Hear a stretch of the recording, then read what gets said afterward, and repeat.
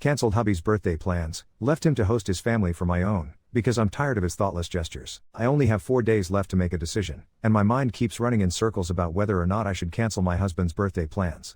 I went all out this year, reserving a spot at this amazing indoor golf place. He's always said he wanted to try it, and followed it up with dinner reservations at a restaurant he's mentioned wanting to go to. I thought it would be the perfect gift, something thoughtful that showed I listened. The problem is, his birthday lands just a few days after mine. Last Christmas, he actually wrapped up a box of diapers for our daughter, her next size up, and handed it to me as my Christmas gift. I'm honestly still pissed about it. Gag gifts have never been our thing, ever. The year before, he gave me a spatula. After the fight we had about that, I was convinced he'd put in more effort this year. But no, our daughter is only 2 months old now, and ever since before she was born, we've been working on replacing the floors and repainting the whole house, with the goal to have it done before she starts crawling. Over the summer, he managed to do the nursery floor, and then, just before the baby arrived, he finished the floor in our older son's room.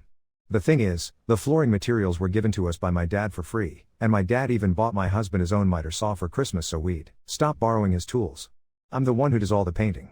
Just last week, as we cleared our bedroom so I could paint and he could start the flooring, he brought up my birthday. He looked around at the chaos and said, "Wow, all this work for your birthday gift."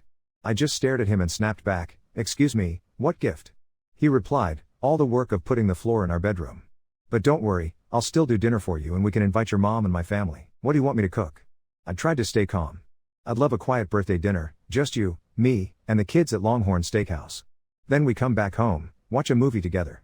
And by the way, the flooring is not my gift. We've been planning this for a year. With the house torn up, I don't want anyone over, especially after hosting Thanksgiving and Christmas. There's literally nowhere for everyone to sit. Our bedroom furniture and all our clothes are crammed into the living room. I'm sleeping on the mattress on the floor. And honestly, I'm tired of your brother coming over just to drink beer with you all evening while I watch the kids, yours and his." He just ignored me. "No, I'm going to cook at home. Just tell me what you want." I caved. "Fine, steak, mashed potatoes, and green beans." But that was another trap. He can't make mashed potatoes to save his life, and he only likes green beans boiled, which I hate. I love fresh green beans, sautéed in olive oil with garlic and herbs, which means I'd end up cooking them myself. He shot me down again. "No, we're not doing steak. It'll cost too much with the family coming. I'll just do a chicken." That's when I lost it. "Again," I said, "for my birthday. I do not want people over." We just kept arguing about it until I finally said, "Fine, do whatever you want for my birthday." And there's more. Last year, he ordered me a tres leches cake for my birthday, except he got it with peaches. I despise peaches, he loves them. I love strawberries. To top it off, he even had my name spelled wrong on the cake and thought it was hilarious. Now, honestly, I'm on the verge of canceling his birthday golf and dinner reservations, leaving the house if he invites family for my birthday, and giving him a box of diaper wipes with a card that says, "Happy birthday. I painted the house for you." Would I be the asshole? Because right now, I feel like I can't take another year of being treated like my birthday doesn't matter at all. Update 1. I have logged in and cancelled his birthday golf outing and the dinner reservations we had set for next week. Tomorrow is my birthday, and it also happens to be his day off from work, so he'll be watching our baby while I treat myself to a 90-minute massage I've already booked. Afterward, I plan to stop by Starbucks for my favorite drink and indulge in one uninterrupted hour with my new book, the one my son gave me for Christmas. Once that blissful me time is over, I'll pick up my son from school, and together, we'll head to see a movie. The perfect end to my day will involve coming home for a long, hot bubble bath, ordering DoorDash, and closing out my birthday wrapped around my baby girl. That, to me, sounds like an amazing birthday. For his birthday, all I'll be getting him is a card. It will simply read, "Happy birthday, I painted the house for you." Inside the gift bag? A case of diaper wipes. If he looks remotely disappointed, I won't hesitate to tell him, "I canceled the golf outing and dinner reservations and instead got you this bulk pack of wipes, the perfect gift to go along with that box of diapers you got me for Christmas." He'll get the message. Now, for those who might think I should be contemplating divorce, packing up and leaving in the middle of the night with the kids, or assuming he's not a good husband or father, I want to share a fuller picture. You've only seen a tiny piece of our life. He really is a loving, attentive father to our children. We struggled with infertility for years, so this baby was a complete surprise and a true blessing. I spent every day praying not to miscarry and fearing the very real risks during my high-risk pregnancy. When I was recovering from third-degree tearing and a badly bruised tailbone, he took a month off work just to take care of me. Every single night, he manages the entire bedtime routine, bath time, pajamas, story time, and he rocks our baby girl to sleep. While he's doing that, I use the quiet time to reset the house, dishes, garbage, sweeping. He wakes up with me for all the nighttime feedings and chooses to prioritize my sleep over his own because he wants me to be rested enough to care for our daughter during the day. This is the same man who, throughout my pregnancy, cooked me breakfast every morning and massaged my feet every night. Before leaving for work, he always makes sure I have a chance to shower, brush my teeth, eat breakfast, and pump, handing over the baby, if she's awake, only when I'm truly ready. He doesn't leave the house without ensuring I'm comfortable on the couch, my water cup filled, my phone, charger, a cozy blanket, the remote, and everything the baby or I might need at arm's length. When he comes home from work, he immediately takes our daughter from me, giving me 30 minutes to myself before we even start talking about dinner plans. We're a solid team in everyday life. I never have to make lists for him, he just takes care of things before I even ask. When we're running low on something like milk, he picks it up on his way home, without looking for praise or recognition like I see some men do. He is terrible at gift giving, he was last year, and especially this year, so yes, I'm doing absolutely nothing for him for his birthday. Despite his thoughtless gift and the utter lack of actual plans for my birthday, I'm not ready to throw in the towel. Instead, I'm simply matching his energy this year and calling it even. Update 2. Yesterday was my birthday, and it turned out to be even more special than I could have imagined. The day started with my husband surprising me by taking me out to breakfast at my favorite little local spot. It was such a thoughtful way to kick things off, and after we enjoyed our meal, we headed out for a Home Depot run to pick up more flooring for one of our ongoing house projects. Later on, I treated myself to a massage, and it was heavenly. I could actually feel all the tension melting away, just what I needed. Of course, I couldn't resist stopping at Starbucks afterward to claim my free birthday drink. I didn't manage to squeeze in some quiet time to sit and read before it was time to pick my boy up from school, but that was alright. Instead of heading out for a movie at the theater, we decided on something a little cozier and much more us, a Harry Potter movie marathon at home. I absolutely adore Harry Potter, so settling in for a magical night sounded perfect. But what I didn't know was that my sweet son had been scheming behind my back. He'd secretly texted my dad and my best friend to come over and surprise me. He had no idea that my best friend and her niece were already scheduled to swing by and go through a mountain of clothes before I took everything to donate at the Salvation Army. Watching her niece try on all sorts of dresses turned out to be so much fun. Honestly, it was a riot and gave us all some big smiles. We ended the night with delicious pizza and cheesy bread, a tried and true favorite. And then, as if the day hadn't been perfect enough, my hubby had another lovely surprise for me, 2 new books, a pack of my favorite cookies, and a squishy niffler to add to my Harry Potter bookshelf. My heart felt so full, surrounded by the people I love, with a little extra magic mixed in. Update 3. Today was his birthday, and I stuck to my plan. I set the wipes and the card on the kitchen table before he woke up, fed the baby, and made coffee. He came out rubbing his eyes, saw the bag, and gave me that cautious little half smile he does when he's not sure if I'm mad or joking. He pulled the card out, read it, and actually laughed, like a real laugh. "Touché," he said, and kissed the top of my head. I felt my shoulders drop for the first time all morning. I told him I hoped he had a good day. He said he'd grill chicken later and keep it low-key. The universe heard low-key and said absolutely not. Around noon, his mom's minivan rolled up like a parade float.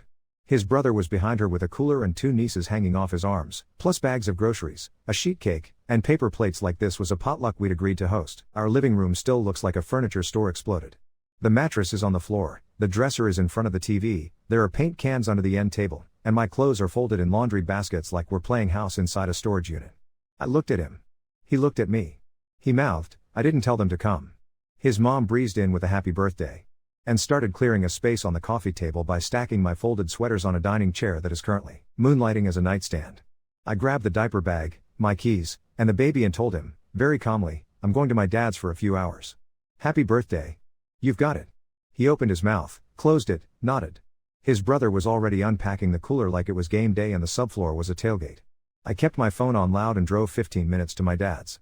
We sat at his kitchen table, drank coffee, and watched the baby make faces. It was so quiet.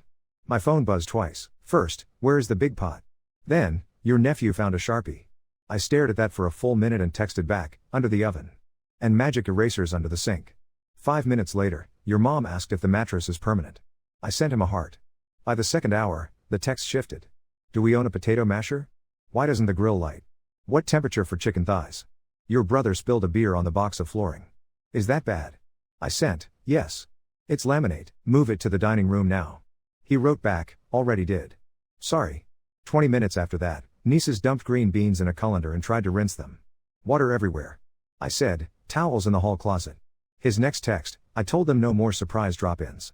Mom is mad. I told them to leave at 3. I went back around 3:30.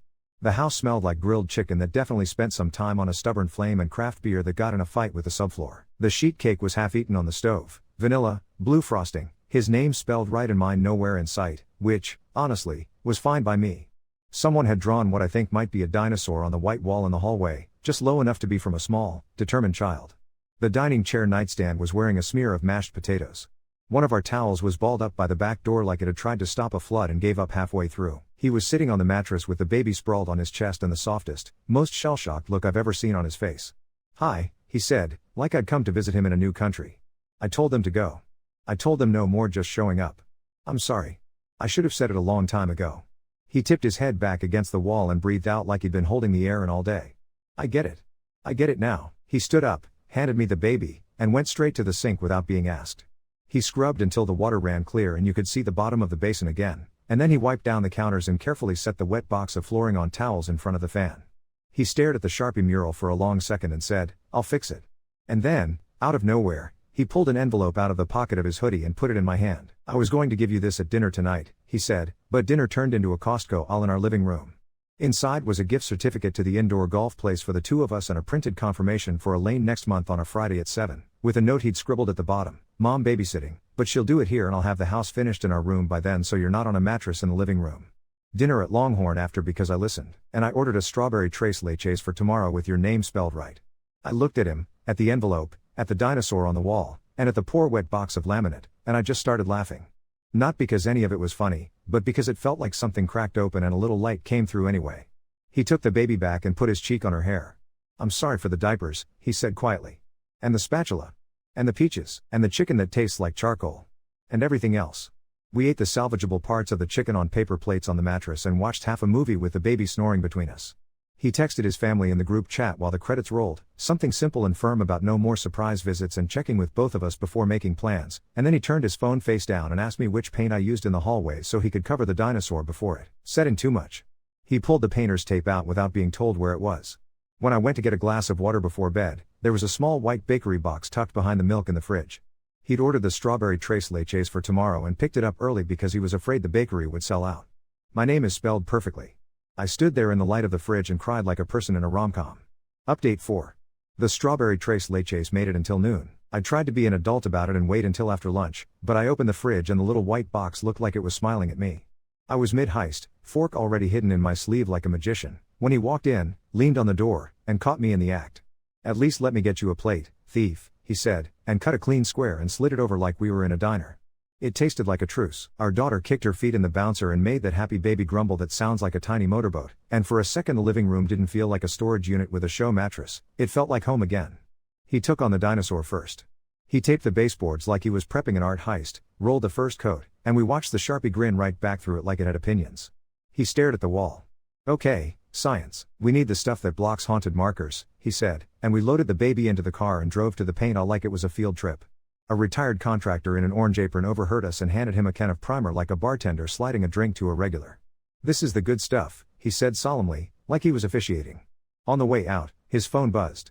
It was his mom. We were going to swing by with leftover cake and say hi. He typed, "Please don't text before you come over. We're not having visitors today," and hit send with his jaw tight. He put the phone in the cup holder and didn't pick it up again. I watched his hands. They didn't shake. Back home, we triaged the wet box of laminate like it was an ER shift. He set up a fan, I laid towels, and we made a little assembly line: wipe, flip, dry, stack. He got ambitious with my hair dryer and the hallway GFCI popped and killed half the outlets and the Wi-Fi. The baby squealed like we'd done a magic trick. He stood in the doorway with the hair dryer dangling and said, "Not my finest idea," and then found the reset like he's done it 100 times. By some miracle, most of the boards didn't swell, or if they did they pretended not to while we weren't looking. He primed over the dinosaur like he was tucking in a kid who'd had too much sugar.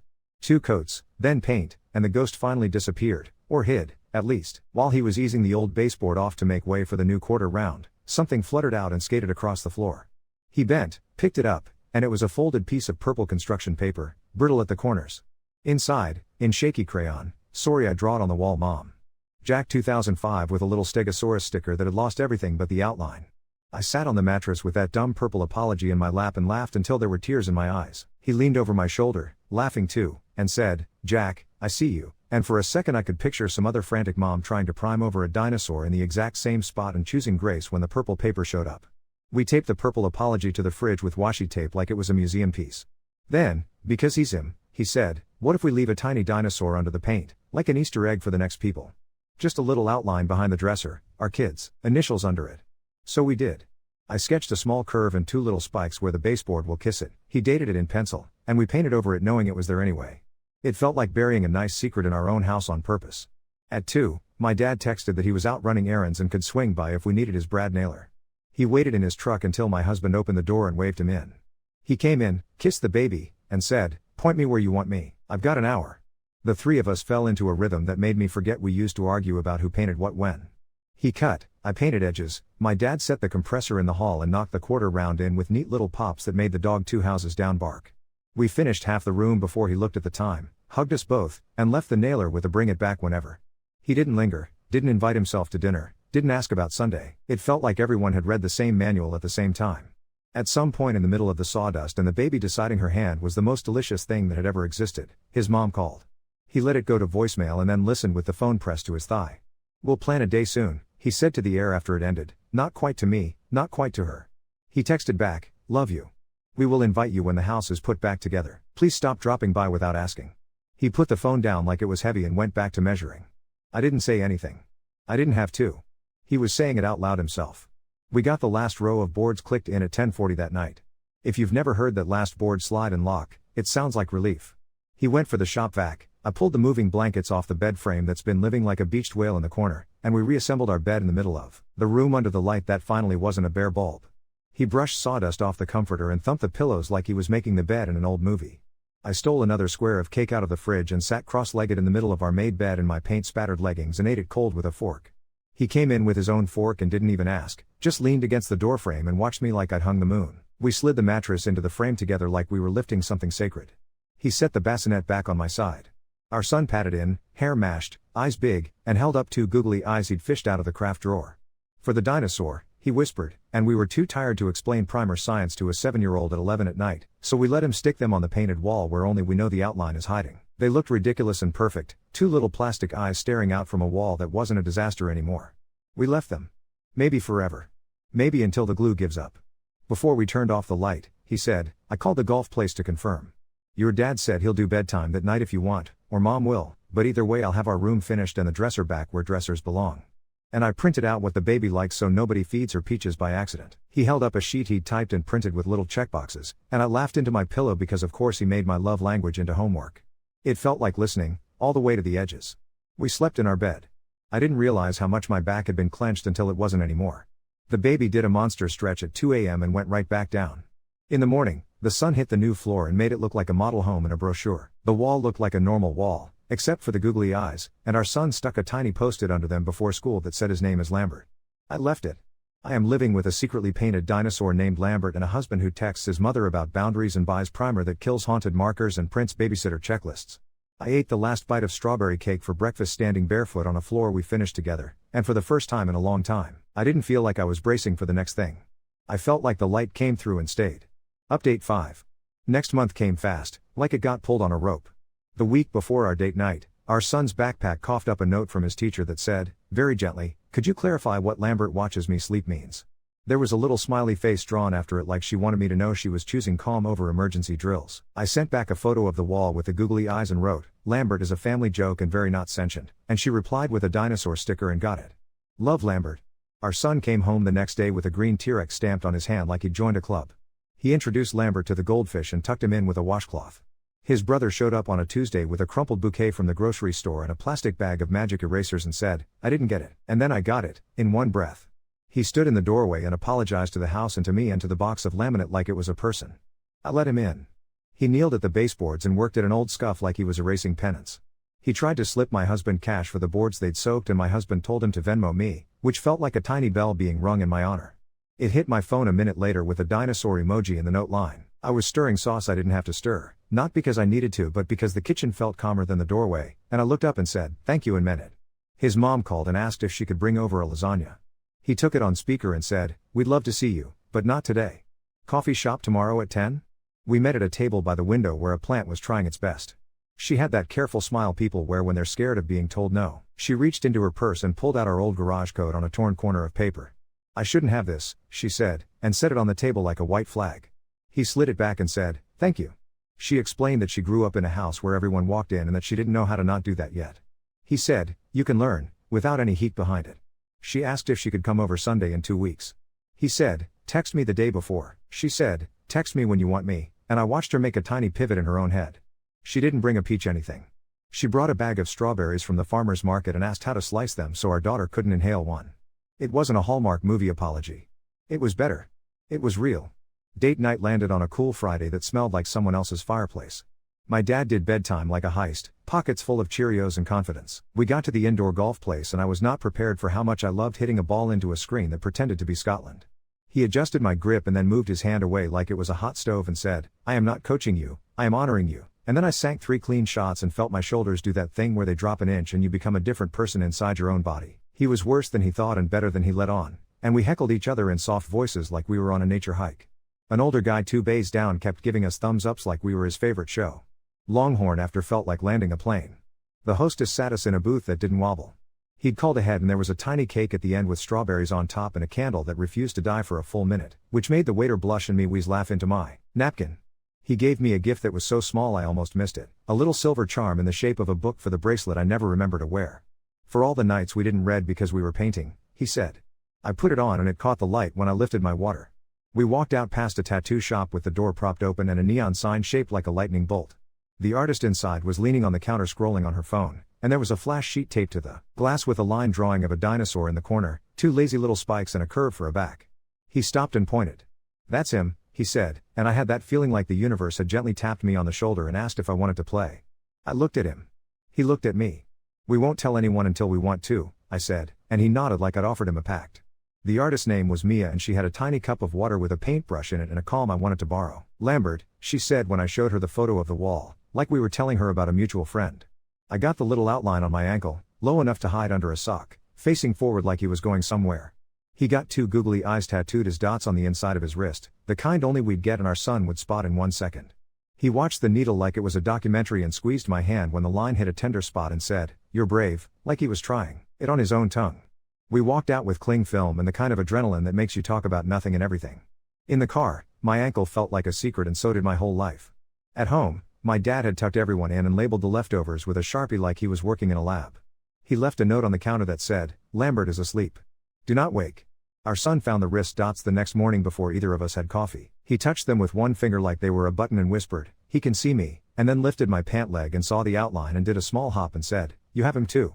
I told him it was our grown-up dinosaur and he nodded solemnly like I'd given him a password. He got out construction paper and made Lambert a paper hat. He taped it to the baseboard where we know the real one is hiding. It keeps falling off and we keep putting it back. Sunday rolled around and his mom texted at 9, "Can I bring muffins?" He wrote back, "We're still putting the house together. How about next Saturday morning for an hour?" She sent back, "Okay. Proud of you too." When she did come, she knocked like knocking was a new hobby she'd taken up. She held the baby and didn't attempt a tour and handed me a bag of strawberries and a tiny potted plant in a dinosaur-shaped pot that was so on the nose it almost looped back around to subtle. She saw the googly eyes on the wall and didn't make a joke. She said, "Hi, Lambert," like she was introducing herself to a neighbor. When she left, she put the spare key on the entry table without being asked, patted the dinosaur pot, and said, "See you when you invite me." That night, the house was quiet in that expensive way that doesn't cost money. The golf certificate was folded into my wallet and my ankle stung in a way I was proud of. He took a picture of his wrist dots and set it as his lock screen. He finished the hallway trim and labeled the paint can with the date and Lambert under here in tiny letters that we'll forget about until we don't. I fell asleep thinking about that first clean click of a golf ball and the way the candle refused to blow out and how some lights didn't either, no matter how many times you tried. Update 6. The week after the tattoos, my ankle stopped feeling like a secret and started feeling like an itch I couldn't scratch in the produce aisle. Our son kept sticking dinosaur band-aids on it with the gravity of a field medic. My husband's wrist dots turned into the official referee for hide and seek. Our son would tap them and whisper, "Eyes on," before diving behind the couch like the couch wasn't in the middle of the living room because our bedroom is still part tool shed. The house waited until a Sunday night at 9:12 to remind us who's boss. I heard it first, this low, rude hiss from the kitchen, like the fridge was talking back. I walked in and water was blooming out from the base of the wall by the back door in a silent, widening lake that looked exactly like shame. "No," I said to the wall, which did not care. He got the main off in under a minute like he'd trained for a TV game show called Please Don't Ruin the New Floor, and we started throwing towels like we were trying to put out a very polite fire. The water found every gap like it had a map. I could feel my heartbeat in the soles of my feet, probably because the solitude of our bed and our room is still new enough that I was picturing it afloat like a barge. We didn't call his mom. We texted my dad because the shop vac lives in his garage like a retired horse. He answered on the first buzz with, "On my way," and was at our door in socks and boots, hair sticking up and shop vac already humming, like a small plane. He vacuumed the floor like he was trying to erase a moment. We peeled back the baseboard by the back door where the drywall looked like it was sweating and cut out one neat rectangle. Behind it the house breathed, cold and a little dusty, and there it was, pencil hatch marks and names on the stud like a secret family tree. Jack 4. Jack 6, a looped mom 2003 stopped growing at a slant, all marching up the 2x4. Under the lowest line, a dinosaur someone had tried to erase with a wet rag 15 years too late, just a smudge of spine and two stubborn triangles. "Jack," I said, and my husband bent closer at the exact same moment, his palm against the timber like he was taking its temperature. My dad leaned in over his shoulder and said, "Would you look at that," like he'd found a coin on a sidewalk with the exact year he needed. A little Ziploc bag had been stapled in there, yellowed and brittle at the edge. We pried it off like it could detonate. Inside was a folded note in pencil, a grainy photo, and a flattened Stegosaurus sticker whose glue had died in 2007. "Hi, if you find this," the note said in the slanting honesty of 8-year-old boy. "My name is Jack. I drawed a dinosaur. I'm sorry. I like Spinosaurus more now. Please be nice to the wall. Jack." The photo was a disposable camera special, faded flash, a blurry boy in jammies pointing with his whole body at a perfect, terrible crayon dinosaur on the very wall we'd been priming over last week. In the corner, a date stamp in orange numbers. January 12, 2005. I sat down on the drop cloth in the hall with the note in my lap and laughed because of course. Of course the house had receipts. Of course the universe had a little boy who wrote sorry notes and tucked time capsules where your baseboards live. My husband put the bag on the toolbox like it was a relic. "We have to find him," he said, not sure if he meant find or just find a way to let him know he'd been forgiven by strangers. We posted in the neighborhood group with the picture of the pencil marks and asked if anyone knew a Jack with a mom who wrote jokes on studs. 3 neighbors tagged Janet who used to be on Mulberry, and 5 minutes later my phone pinged with a message from a name that made my stomach do that little elevator drop. "I think that's my son's chicken scratch," she wrote. "We lived there until 2008. He's going to lose it. Can we? I don't want to be weird, but can we swing by? Or meet outside? I promise I'll bring paper towels." It's muscle memory at this point. We met them at the curb because boundaries are a muscle too. The street did that cool quiet thing after dinner where it smells like laundry in someone else's grill. She was about my mom's age with laugh lines that didn't wait for permission. Jack is not 8 anymore. He's taller than my husband and built like the high schoolers who run on purpose, and when he grinned it was the same grin from the yanked open note. He had a kid on his hip, a little girl with 2 ridiculous high ponytails and shoes that lit up when she kicked. He set her down and she immediately tried to pet the asphalt. "It's his house," Janet said to me like a confession and a joke at the same time. "It always will be a little bit, I think." Jack kept looking over my shoulder like he was trying to see around the years. My husband said, "You can come in if we keep it to the hallway," and she nodded so fast it was like she was trying to keep the permission from evaporating. He saw the stud and stopped like he'd run into glass. "Oh man," he said, low and soft, and put his hand next to Jack 6 like he was measuring the ghost of his own height. His daughter pointed at the wall and said with the authority of toddlers everywhere, "Nossaur," which I am positive is toddler for both dinosaur and time travel. The purple apology was on our fridge across the hall because of course we'd relocated it the second we found it, and his mom saw it and put her fingers over her mouth the way people do in movies when they don't want their heart to fall out. "I forgot we left that," she said. "We were painting over so much of them and he felt so bad, and I wanted him to know that his story would still be in the house somewhere." She looked at my husband's wrist, at the 2 dots. "Are those eyes?" she asked, smiling, and he lifted his arm a little sheepishly like he'd been caught passing a note. We showed them Lambert. "Not the outline, we're keeping that magic, but the googly eyes." Janet snorted and said, "I knew if we'd ever met the next mom she'd be a good one," and then apologized for swearing and also for the time her son had put peanut butter in the heater vent, which was apparently a thing that happened to someone else in this universe. Jack told our son that Spinosaurus had a longer sail and watched him vibrate with the thrill of knowing something new. My husband handed Jack the Ziploc with his handwriting like he was handing him his 8th birthday back, and Jack put it in his pocket and patted it twice and didn't say anything for a second because if he had he probably would have yelled or cried. We stood there in a circle in our stupid half house, with a hole in the drywall and a line of tiny pencil birthdays in a stud and a toddler chanting "Nossaur, Nossaur" like she was starting a cult, and I had that feeling again like something cracked open and light came in, on purpose this time. They didn't stay. They didn't ask for a tour. Janet left a Tupperware on the bench by the door without fanfare and said, "It's blueberry muffins. No peaches." I learned something new in life. She pulled a spare key out of her purse, the kind with a color-coded rubber cover, and held it up like she was retiring a jersey. "I kept this all these years by accident," she said to the house, and my husband took it and put it in the junk drawer on top of the takeout menus, which felt ceremonial. After they left, we went back to triage. The plumber came the next morning and poked his head into the hole and said, "Old line to the hose bib.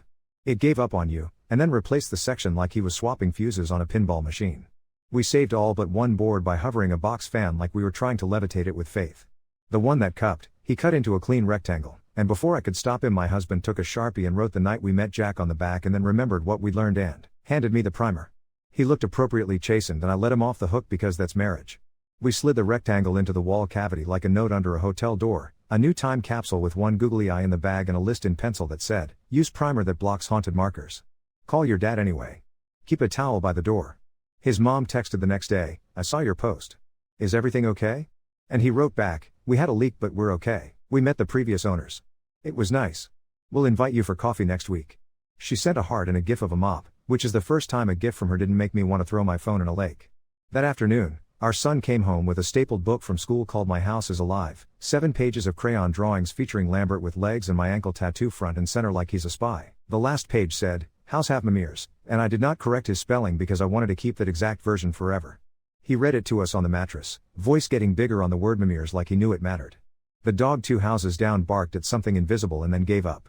At bedtime, we measured our son on the stud opposite Jack's marks, tiny pencil on new wood, and he stood as tall as he could without actually leaving his body. My husband made the line and wrote our son's name next to it and then drew one little triangle spike touching the edge of the letter because of course he did. I put my finger on the fresh pencil and thought about Jack's mom, and my dad, and my husband's mom learning to knock, and our tiny girl asleep like a comma between sentences, and the golf ball thunking into Scotland, and the feeling when the last board clicks. Before we put the baseboard back, we slid one more thing into the cavity. A printed photo of the 2 googly eyes on the wall, my ankle with the outline just visible above my sock, and his wrist with the dots, all in one frame, our son's hand on top because he insisted on being in the picture so Lambert knows who lives here. On the back, my husband wrote the date and "We see you," and I didn't make fun of him for being earnest because he deserved it. We put the wall back together. The paint dried. The fan went away, the house smelled like primer and blueberry and Wetwood finally giving up the fight. He turned the water main back on and it whooshed like a sigh. I leaned my heel against the cool new baseboard where our little packet of nonsense and love now lives and thought, this is how you haunt a place on purpose. Not with fear. With secrets you hope someone finds and laughs about in a kitchen with towels everywhere.